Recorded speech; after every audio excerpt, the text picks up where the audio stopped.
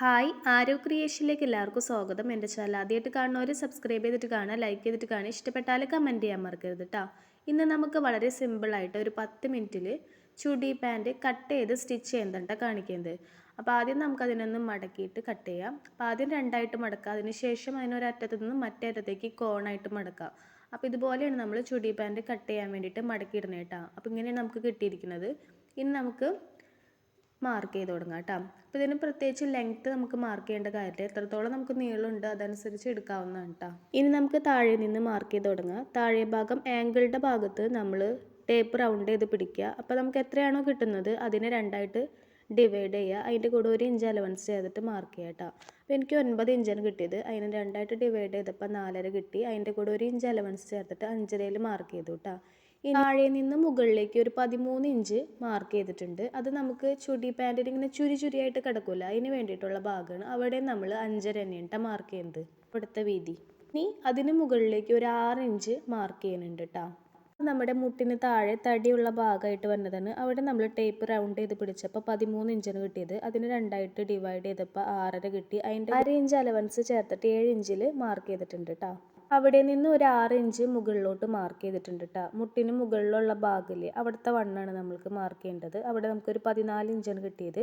അപ്പോൾ അതിനെ രണ്ടായിട്ട് ഡിവൈഡ് ചെയ്യുമ്പോൾ 7 ഇഞ്ച് കിട്ടും. അതിൻ്റെ കൂടെ 1 ഇഞ്ച് അലവൻസ് ചേർത്തിട്ട് 8 ഇഞ്ചിൽ മാർക്ക് ചെയ്തിട്ടുണ്ട് കേട്ടോ. ഇനി അവിടെ നിന്നും മുകളിലേക്ക് ഒരു 6 ഇഞ്ച് തന്നെ മാർക്ക് ചെയ്തിട്ടുണ്ട്. നമ്മുടെ തൊടയുടെ മുകളിലുള്ള ഭാഗമില്ലേ, അവിടുത്തെ വണ്ണാണ്. അവിടെ നമുക്കൊരു 18 ഇഞ്ചാണ് കിട്ടിയത്. അതിന് രണ്ടായിട്ട് ഡിവൈഡ് ചെയ്യുമ്പോൾ 9 ഇഞ്ച് കിട്ടും. അതിൻ്റെ കൂടെ 1 ഇഞ്ച് അലവൻസ് ചേർത്തിട്ട് 10 ഇഞ്ചിൽ മാർക്ക് ചെയ്തിട്ടുണ്ട് കേട്ടോ. നമുക്ക് ആ അറ്റത്ത് നിന്ന് താഴേക്കൊന്ന് ആ പോയിൻറ്റുകളൊന്ന് യോജിപ്പിച്ച് കൊടുക്കാം കേട്ടോ കറക്റ്റായിട്ട്. അപ്പോൾ ഇതുപോലെ ഞാൻ കറക്റ്റായിട്ട് യോജിപ്പിച്ചെടുത്തിട്ടുണ്ട്. ഏറ്റവും മുകളിലത്തെ ഒരു ഭാഗം ഉണ്ടല്ലോ, അവിടെ നമ്മൾ പീസ് വെച്ച് ജോയിൻ ചെയ്യേണ്ടതാണ് കേട്ടോ. അപ്പോൾ അവിടേക്ക് നമ്മൾ സൈഡിൽ നിന്ന് കിട്ടുന്ന പീസാണ് അവിടെ നമ്മൾ ജോയിൻ ചെയ്ത് കൊടുക്കുന്നത്. അപ്പോൾ അവിടെ നമുക്ക് തൽക്കാലത്തിന് ഒരു പേപ്പർ വെച്ച് കൊടുത്തിട്ട് അതിനൊരു അളവ് നമുക്ക് കണ്ടുപിടിക്കാം, ഇങ്ങനെയാണ് കട്ട് ചെയ്യേണ്ടതെന്നുള്ളത് കേട്ടോ. അപ്പോൾ ഇതുപോലെ കറക്റ്റായിട്ടൊന്ന് വെച്ച് കൊടുക്കാം. അപ്പോൾ കറക്റ്റ് നേരെ തന്നെ വെച്ച് കൊടുക്കാൻ വേണ്ടിയിട്ട് ശ്രദ്ധിക്കുക കേട്ടോ. മുകൾ ഭാഗം നേരെ തന്നെ വരണം. സൈഡ് ഭാഗം നമുക്ക് ക്രോച്ചിൻ്റെ ഭാഗമായിട്ടാണ് വന്നത് കേട്ടോ. ഇനി ആ കോൺ ഭാഗമില്ലേ, നമ്മൾ ഫസ്റ്റ് തുണി മടക്കിയപ്പോൾ ഉള്ള കോൺ ഭാഗം, അവിടെ നിന്ന് നമ്മൾ ക്രോച്ചിൻ്റെ ലെങ്ത്ത് താഴേക്ക് ഒരു 13 ഇഞ്ച് മാർക്ക് ചെയ്തിട്ടുണ്ട് കേട്ടോ.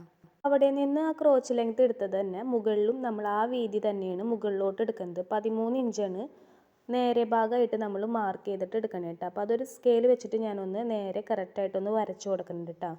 അതിൽ നിന്ന് താഴേക്ക് നമുക്ക് ക്രോച്ചിൻ്റെ ലെങ്ത്ത് കറക്റ്റായിട്ടുള്ളത് മാർക്ക് ചെയ്ത് കൊടുക്കാം. നമുക്ക് 13 നമ്മൾ ബാൻഡിൻ്റെ പീസ് വേറെ ജോയിൻ ചെയ്യുന്ന ആ ഒരു അളവ് മൈനസ് ചെയ്തിട്ട് വേണം ബാക്കിയുള്ളത് നമുക്ക് മാർക്ക് ചെയ്യാൻ കേട്ടോ. ആ മാർക്ക് ചെയ്ത പോയിന്റിൽ നിന്നും സൈഡിലോട്ട് ഒരു 2 ഇഞ്ച് നീക്കി മാർക്ക് ചെയ്തിട്ട് ഒന്ന് ഷേപ്പ് ചെയ്ത് വരച്ചിട്ട് ബാക്കി നമ്മൾ തുണിയിലേക്ക് ഒന്ന് ചെരിച്ച് വരച്ചു കൊടുത്തിട്ടുണ്ട് കേട്ടോ. അപ്പോൾ അത് നമ്മൾ മുമ്പത്തെ വീഡിയോസിലൊക്കെ കാണിച്ചിട്ടുണ്ട് ക്രോച്ച് എങ്ങനെയാണ് വരയ്ക്കണേന്നുള്ളത് കേട്ടോ.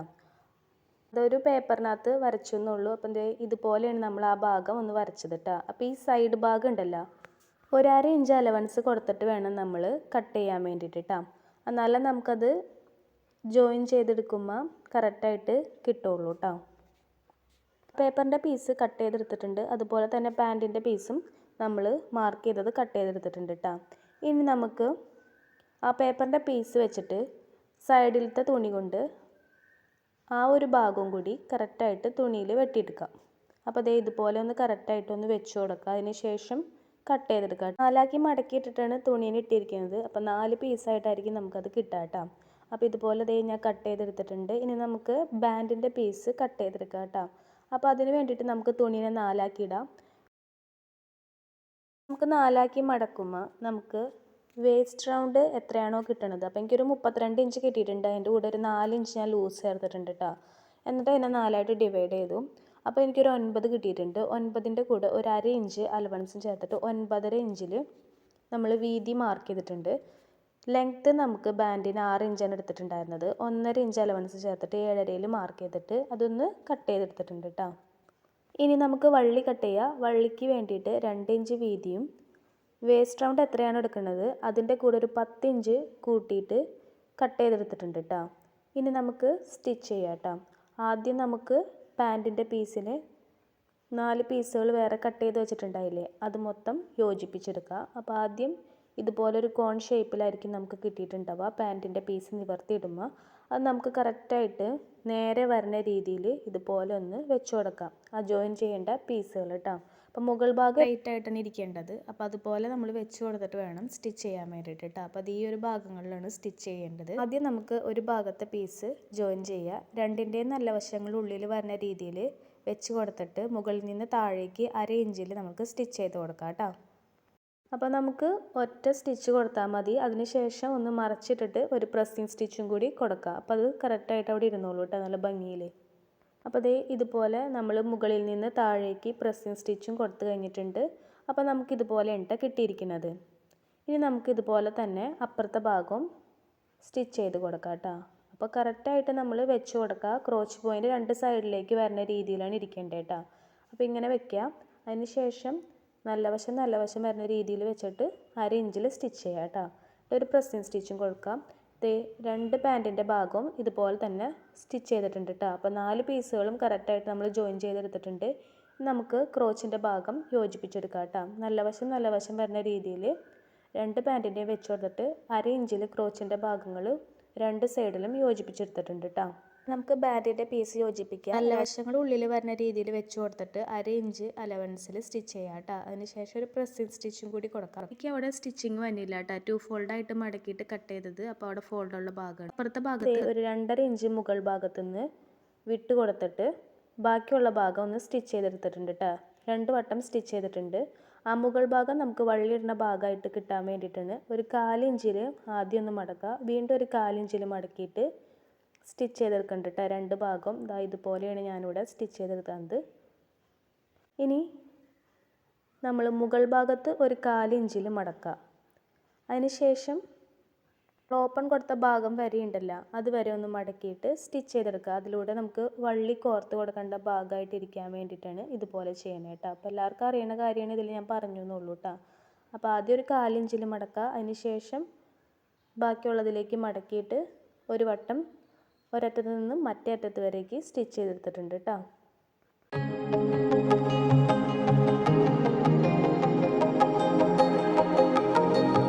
അപ്പോൾ നമ്മൾ അവിടെ സ്റ്റിച്ച് ചെയ്ത് കഴിഞ്ഞിട്ടുണ്ട്. ഇനി നമുക്ക് ജോയിൻ്റ് ഇല്ലാത്തതുകൊണ്ട് ഞാൻ അവിടെ ഒരു നോച്ചസ് ഇട്ട് കൊടുക്കുന്നുണ്ട് കേട്ടോ. അപ്പുറത്തെ ഭാഗത്ത് നമ്മൾ സെൻറ്റർ ഭാഗമായിട്ട് വരണോടത്ത്.